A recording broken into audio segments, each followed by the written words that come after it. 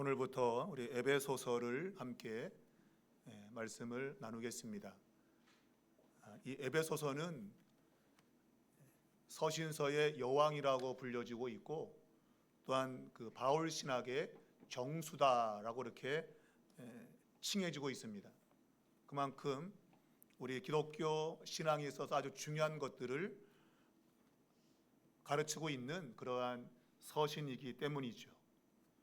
이 에베소서의 저자는 물론 사도 바울이고, 또 이 편지가 기록된 그 장소는 우리가 일명 알려진 옥중 서신의 하나인데, 바로 로마 감옥에 있을 때에 쓰여진 겁니다.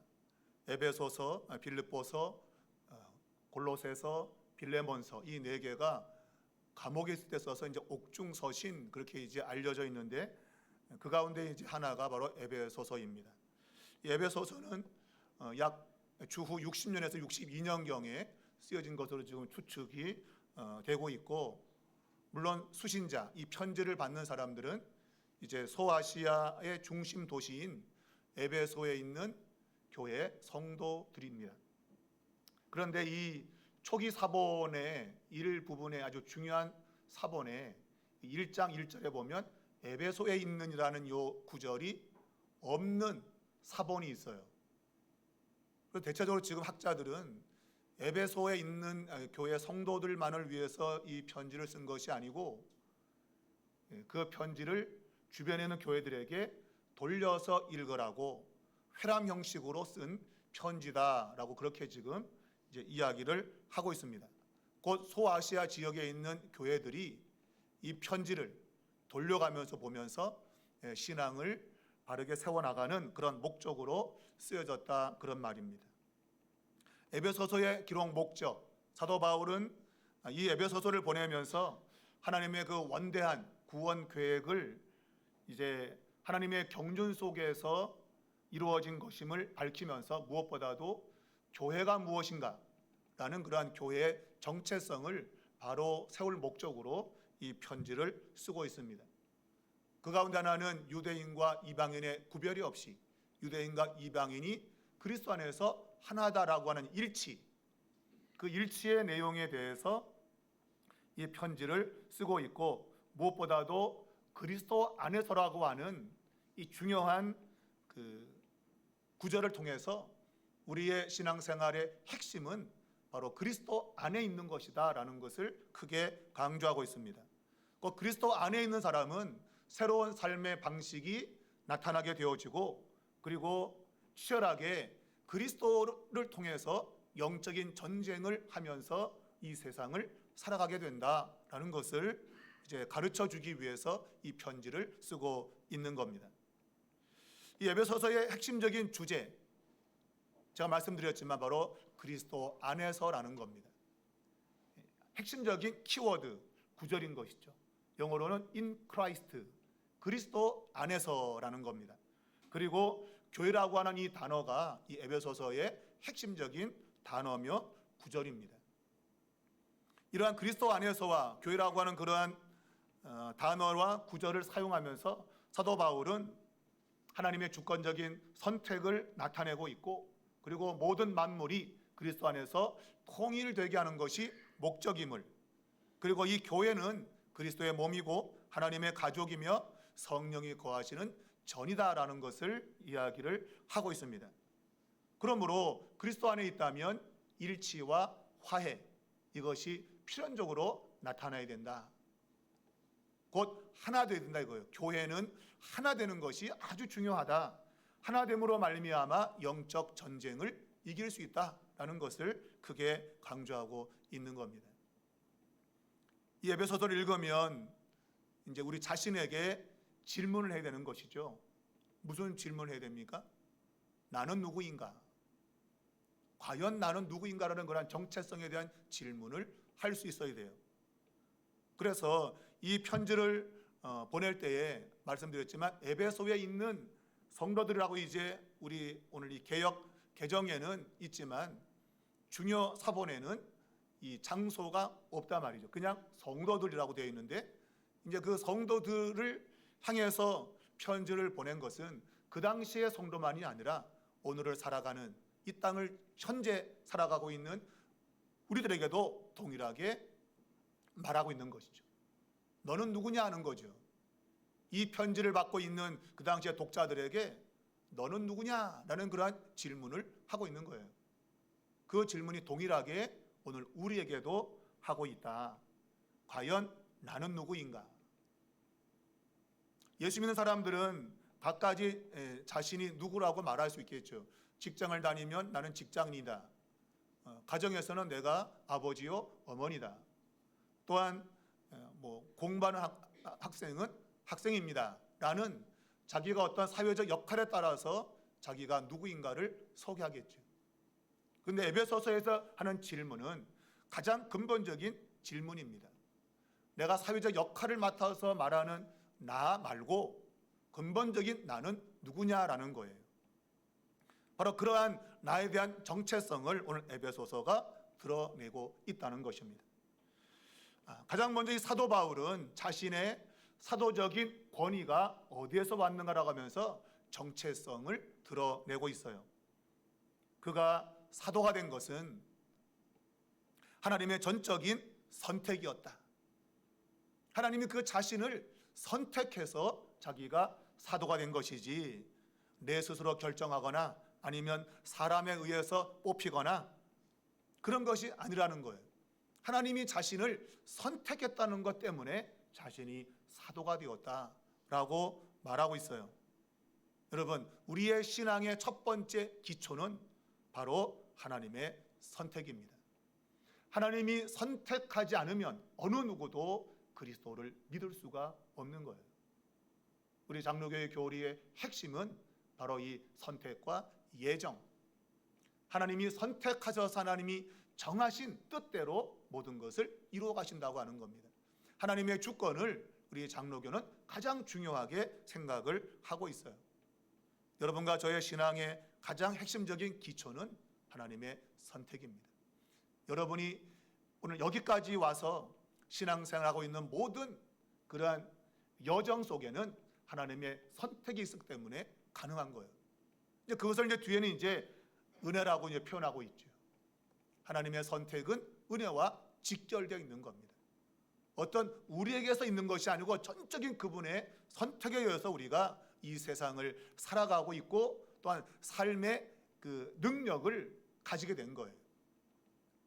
그래서 오늘 이 사도 바울은 자신의 그러한 사도의 그런 정체성을 하나님의 선택에 두면서 바로 그 사도가 담고 있는 어떤 사역적인 것보다도 본질적인 것을 이야기하고 있어요. 하나님의 선택은 바로 그의 백성들에 대한 선택이고 이러한 하나님의 선택은 그의 백성들을 선택하여 소유한다는 개념을 갖고 있는 겁니다. 하나님이 왜 선택을 하는가? 바로 그것은 하나님의 소유로 삼으시기 위해서 선택한 거예요. 너는 내 것이라 그 얘기죠. 이제 너는 내가 선택해서 나의 소유로 삼은 자다라는 거예요. 오늘 그러한 정체성을 성경은 성도라는 이름을 붙이는 겁니다. 성도, 바로 거룩한 무리라는 그런 뜻인데 일반적으로 성도 그러면 거룩함을 떠올리니까 사람들은 그러면 도덕적으로 완전한 상태를 가리키는 게 아닌가라고 그렇게 생각하지만 그렇지 않은 거예요. 하나님이 뭔가를 선택해서 소유했다고 하는 그런 개념, 그것은 이제 우리가 여기 있지만 부르심이라고 하는 거죠. 소명이라고 하는 거, 부르심. 하나님이 누군가를 선택해서 그를 불러 그분의 소유로 삼는 그 순간부터 성도가 되는 거예요. 그 사람이 뭐가 도덕적으로 인격적으로 완전해서가 아니라 뭐가 완벽해서 성도가 되는 것이 아니라 하나님의 선택과 부르심 속에서 성도라고 이름이 붙는 거예요. 왜냐하면 하나님이 거룩하신 분이기 때문에 그래요.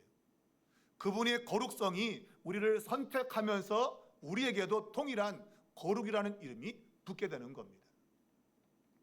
그래서 하나님께 속해 있다고 하는 모든 것은 다 거룩이라는 것으로 표현되는 거예요. 그래서 우리가 이 교회에 있는 저런 마이크, 피아노 다 마찬가지. 우리는 이걸 성물이라고 해요. 성물.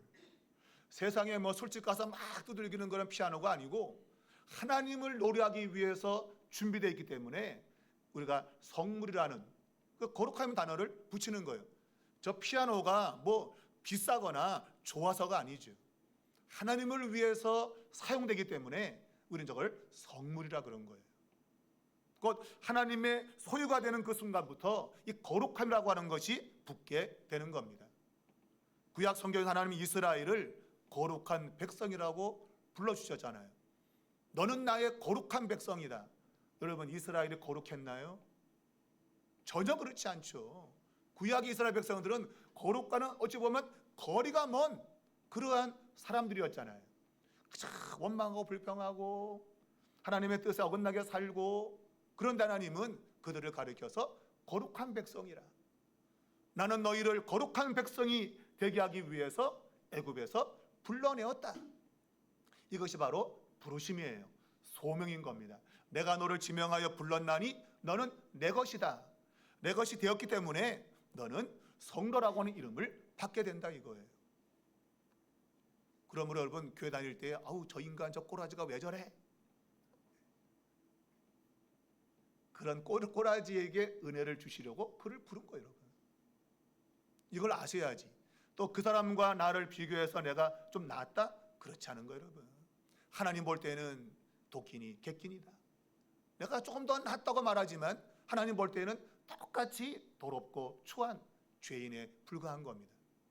하나님은 그들을 선택해서 하나님의 소유로 일방적으로 삼으신 거예요. 그게 바로 거룩함이라고 하는 거예요. 그래서 그 행위 자체를 바로 거룩한 행위라고 말하고, 신학적으로는 그것이 의라고 그래요. 의.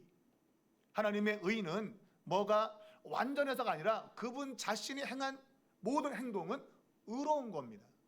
특별히 죄인을 의롭다고 하시는 이것이 바로 로마서 1장에 보면 한 의가 나타났다. 이 의는 새로운 의인데 바로 죄인을 의롭게 하시는 행위, 그것을 의라고 그렇게 사도 바울이 정의를 했던 거예요.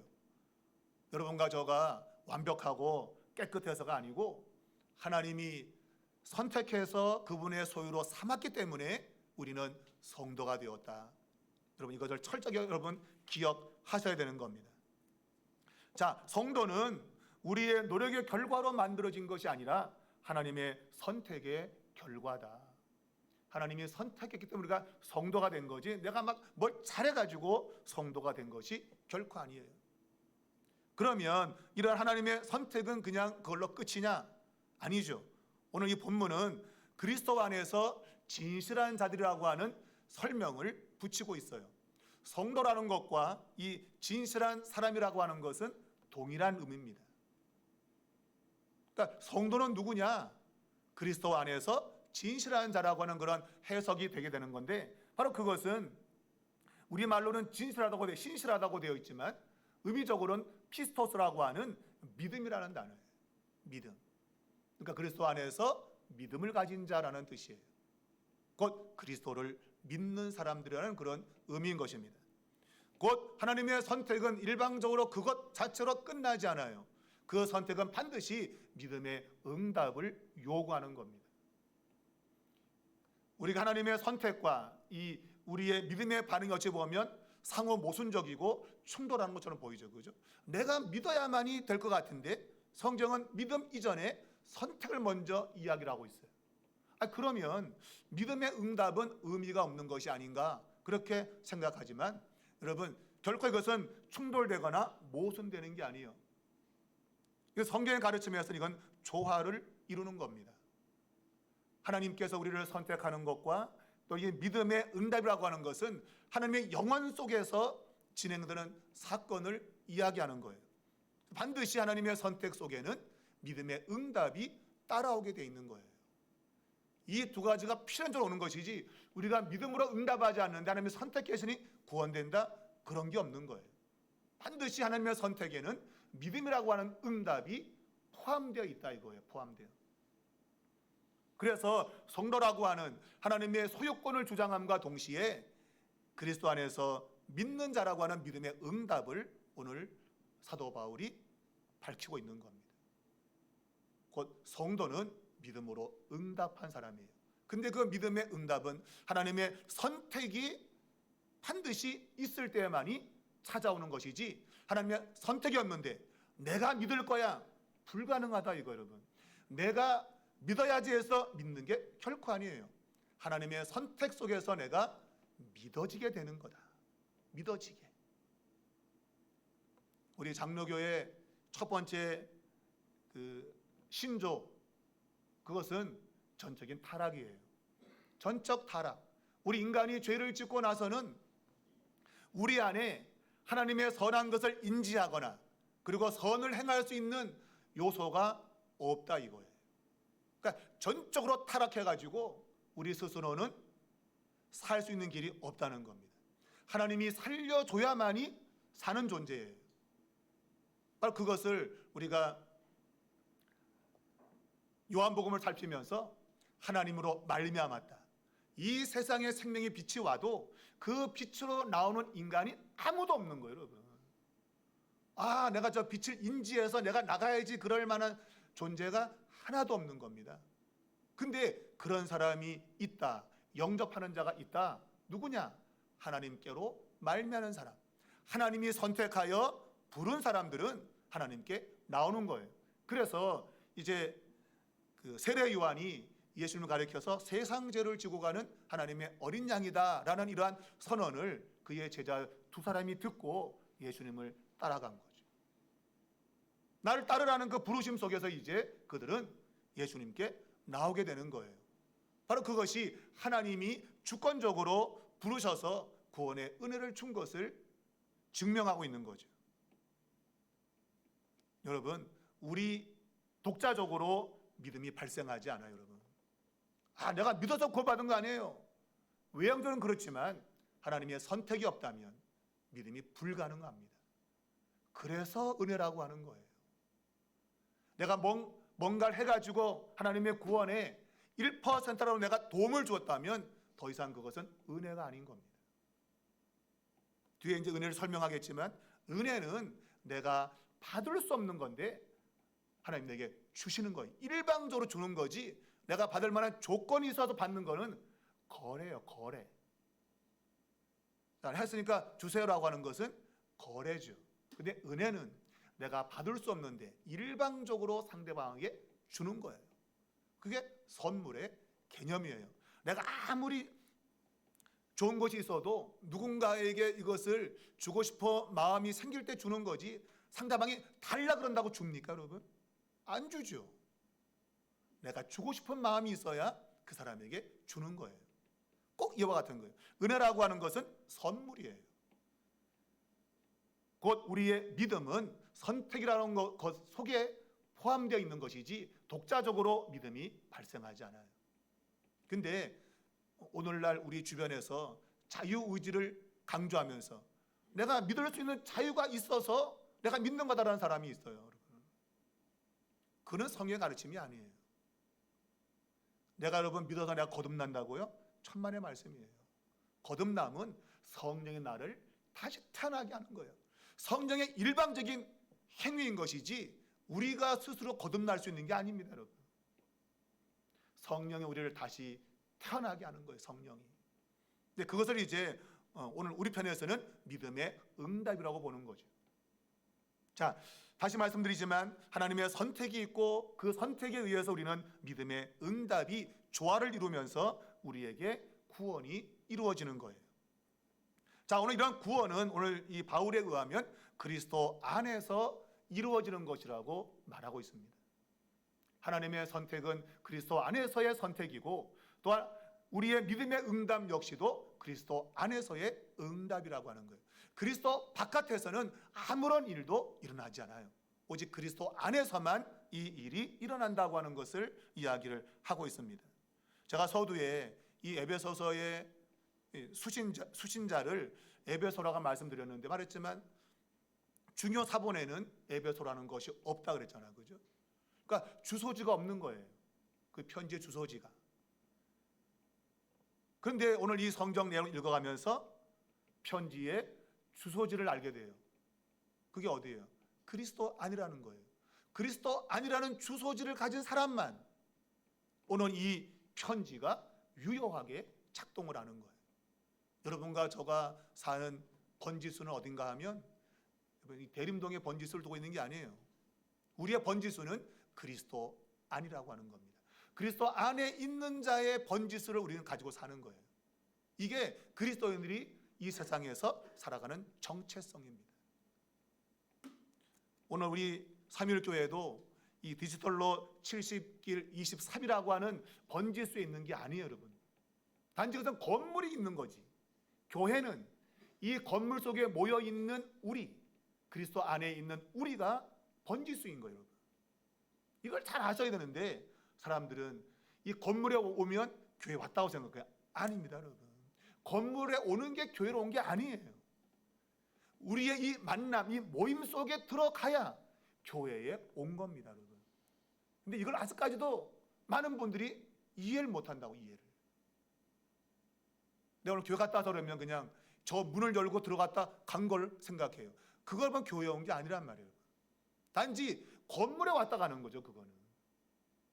교회 왔다는 얘기는 우리의 예배 모임에 참여하고 함께 삶을 나누고 교제하고 이런 게 다 이루어져야 교회를 왔다 간 거예요. 또 왔다 갔다는 개념이 이상하죠. 그냥 교회 안에 사는 거예요, 사는 거. 근데 아직까지 이 개념이 혼돈되어서 건물 중심의 신앙생활 하는 분이 있더란 말이에요. 여러분, 이 생각을 바꾸셔야 됩니다. 우리의 모임, 이게 교회이고 그리스도 안에 있는 이 모임이 성도의 모임인 거예요. 거룩한 모임인 거예요. 이걸 여러분 기억하지 못하면 우리는 옳은 신앙생활을 못하는 겁니다. 이걸 모르니까 서로 간에 다투고 싸우고 분쟁한 일이 벌어지는 거예요. 그리스도의 몸을 자꾸 찢어발기는 거죠. 몸을 자꾸 잘라내는 거예요. 그런 일들은. 교회가 건물이 멀쩡하니까 교회는 존재한다? 아닙니다, 여러분. 건물만 있는 것이죠. 건물만. 교회는 그 안에서 이리 찢기고 저리 찢기는 그리스도의 몸인 교회가 나누어지는 그런 일이 벌어지는 거예요. 여러분, 이걸 잘 생각하셔야 돼요. 그래서 형제가 서로 연합하는 것이야말로 이 세상에 무엇보다도 선하고 아름다운 것이다. 시편 133편에서 우리에게 말하잖아요. 이것만큼 아름다운 것이 있으면 나와보라 그래. 그런 의미예요, 여러분. 이것보다 아름다운 건 세상에 없다는 거예요. 하나님 백성들이 서로 연합하는 거, 이것만큼 아름다운 것은 없다. 오늘 이 자리에 함께 예배드리는 이 모임만큼 아름다운 것이 없는 거예요, 여러분. 아무리 세상에 화려한 걸 진성차 갖다 놓고 거기서 먹고 즐긴다 할지라도 오늘 이 모임보다 못한 거예요, 여러분. 못한 거예요. 이걸 알 때 참다운 신앙생활을 할 수 있는 것입니다. 무엇보다 그리스도 안이라고 하는 것은 공간적 개념이 아니고 신비적인 연합의 개념이에요. 그리스도와 우리가 연합하는 겁니다. 하나가 되는 겁니다. 바로 그것을 요한복음 15장에는 나무와 가지로 표현한 거예요. 너희가 내 안에, 내가 너희 안에 거하면, 곧 내 말이 너희 안에 거하고 너희가 내 안에 거하면 무엇인지 구하라. 그러면 이루리라. 이 말은 하나님의 응답, 하나님이 우리의 삶에 관여하시는 것을 말하고 있는 거예요. 주님 안에 있어야만이 하나님께서 역사하는 일이 일어난다는 거예요. 그래서 그리스도 안이라고 하는 것은 우리가 그리스도와 연합되어 있는 것이고 또한 믿음의 형제가 함께 관계를 가지고 있는 거라는 거예요. 그래서 우리의 믿음과 우리의 거룩함 그리고 우리의 모든 영적인 축복은 바로 그리스도와의 연합에서 있는 거다. 그리스도와 하나 될 때만이 비로소 이런 모든 것이 나온다라고 하는 것을 오늘 바울이 이야기를 하고 있는 겁니다. 그럼 우리 삼일교회가 그리스도 안에서 믿음의 형제가 서로 연합하는 교회가 되기 바랍니다. 이 교회야말로 가장 아름다운 교회입니다. 건물과 상관없이 아무리 건물이 화려하면 뭐겠어요? 그 안에서의 연합이 깨지고 그리스도 바깥에 있다고 한다면 그것은 아무런 가치가 없단 말이에요.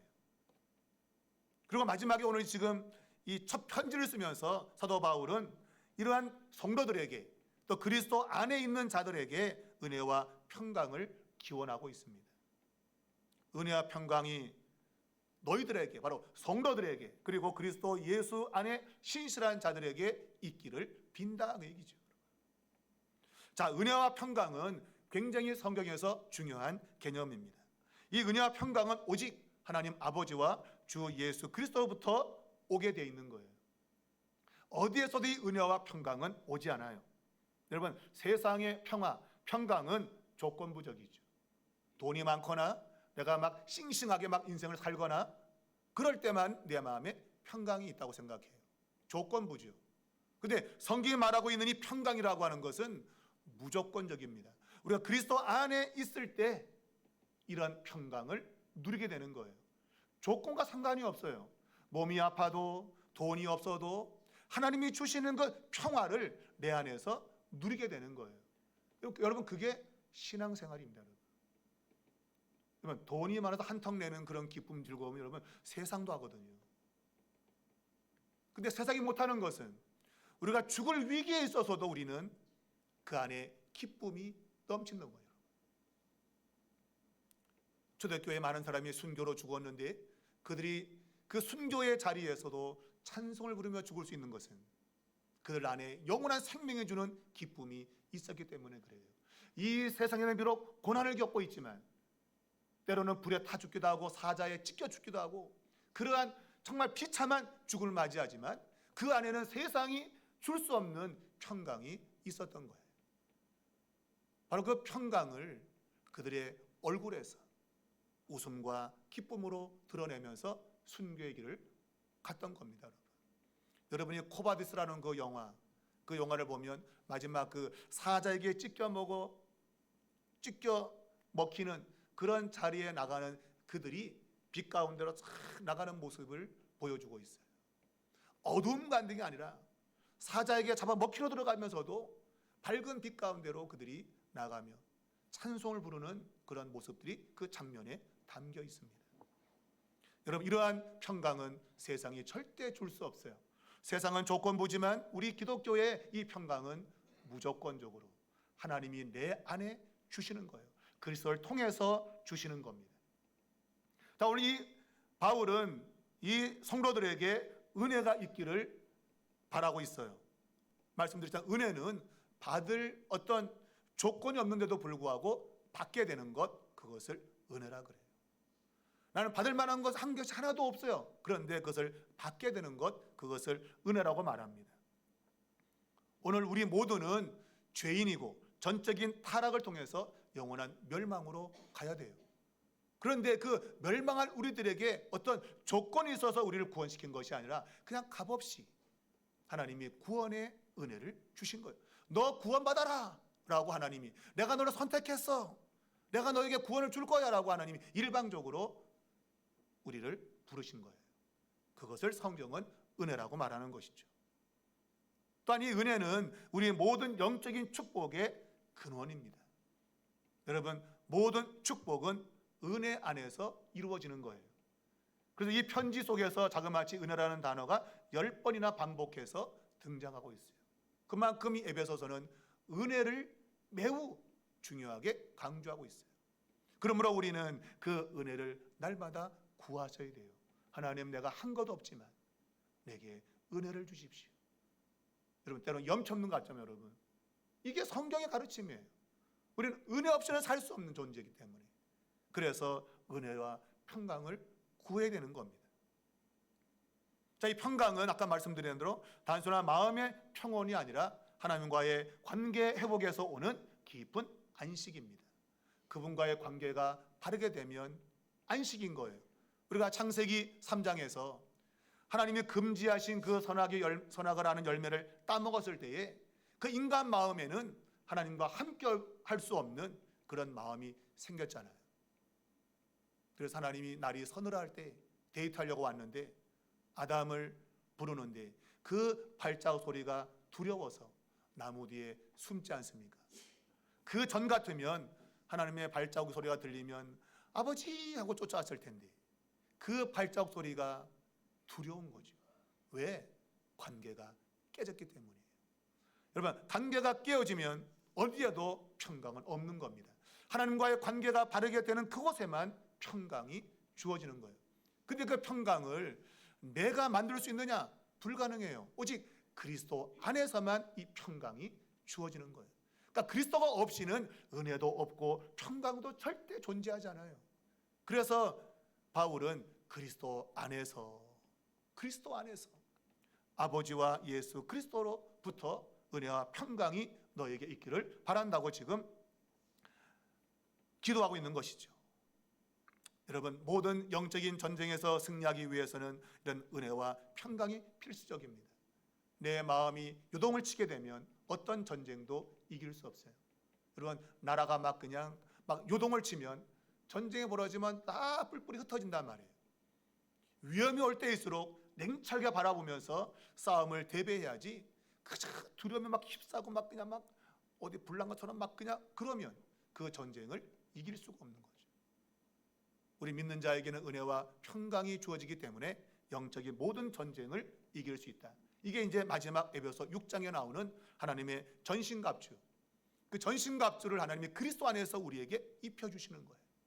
이걸 완전히 무장을 하게 되면 어떤 두려움도 없다. 여러분, 예수 믿는 사람에게는 두려움이 있을 수가 없습니다. 그리스도가 주는 은혜와 평강이 모든 두려움을 이기게 하는 거예요. 그러므로 여러분, 내 마음에 두려움이 찾아올 때 하나님 앞에 그리스도 안에서 은혜와 평강을 구하셔야 돼요.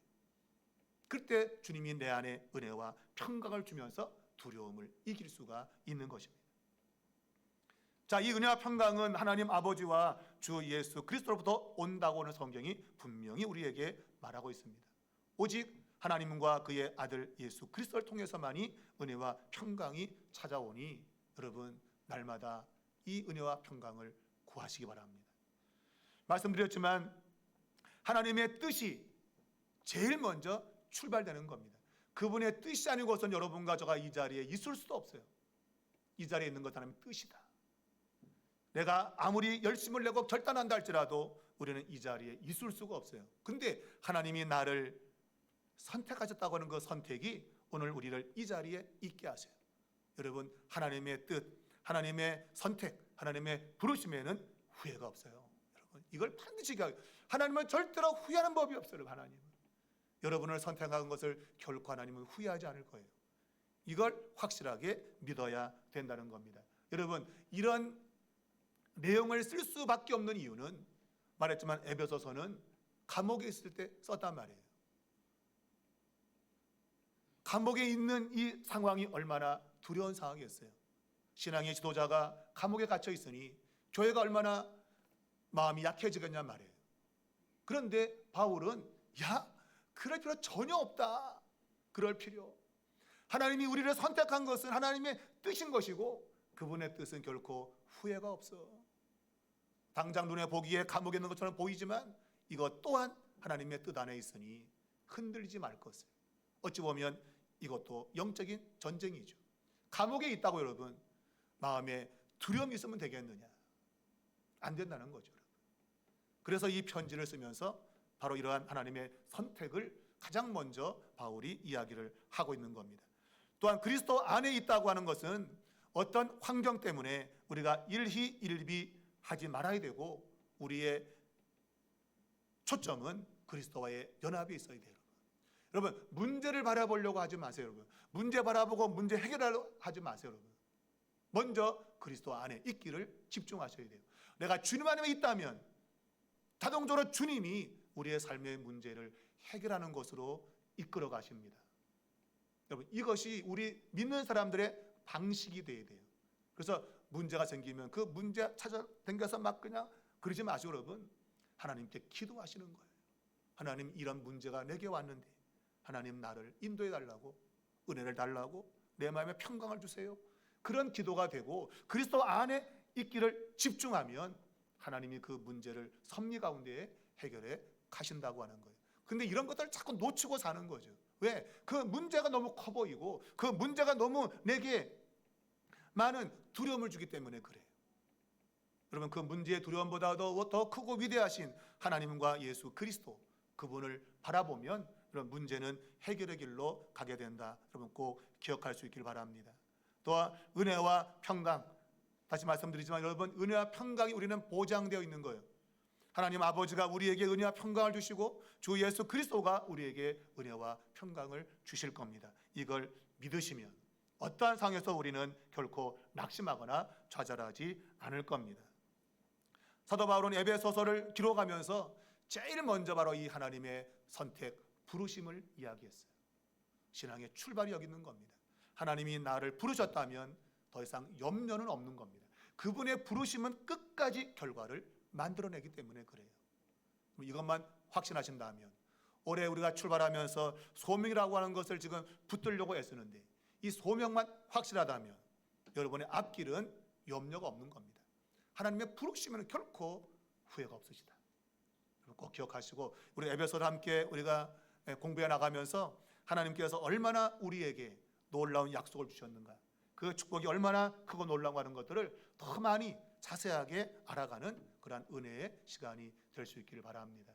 하나님의 은혜와 평강이 여러분 모두에게 있기를 바라고, 우리 마지막으로 우리 1절을 함께 읽으면서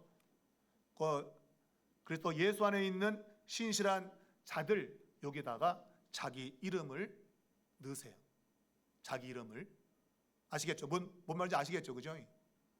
그리스도 예수 안에 있는 신실한 자들, 요 신실한 자들에다가 자기 이름을 넣으시라고요.